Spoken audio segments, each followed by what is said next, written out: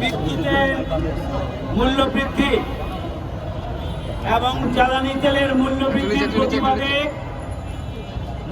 আজকের এই বিক্ষোভ মিছিলের সমাপ্তি লগ্নে আমরা পরিষ্কার করে বলতে চাই, অবিলম্বে বিদ্যুৎ এবং জ্বালানির মূল্য বৃদ্ধির এই সিদ্ধান্তকে প্রত্যাহার করতে হবে। জনজীবনে স্বস্তি ফিরিয়ে আনতে হবে। খুন, ধর্ষণ এবং আইন শৃঙ্খলা পরিস্থিতি নিয়ন্ত্রণ করে জনগণের নিরাপত্তা বিধান করতে হবে।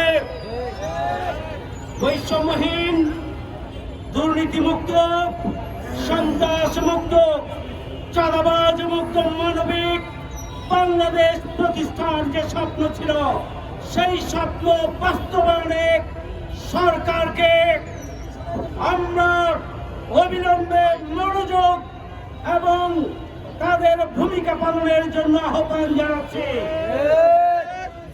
জুলাই গণঅভ্যুত্থানের স্বপ্নকে ব্যর্থ করে দেওয়ার দায়িত্ব যদি সরকার গ্রহণ করে, তাহলে আবারও আরেকটি নতুন গণঅভ্যুত্থানের জন্য জনগণ প্রস্তুতি নেবে, আবারও মাঠে নামতে বাধ্য হবে।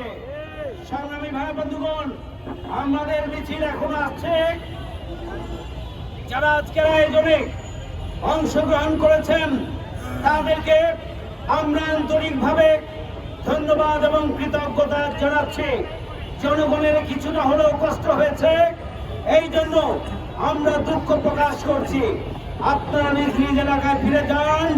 আগামী দিনে সরকারের যে কোনো অন্যায় সিদ্ধান্তের বিরুদ্ধে আমাদের কর্মসূচিকে সফল করার জন্য আবারও এসে আপনারা উপস্থিত হবেন।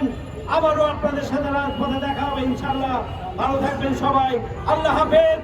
আসসালামু আলাইকুম ওয়া রাহমাতুল্লাহ।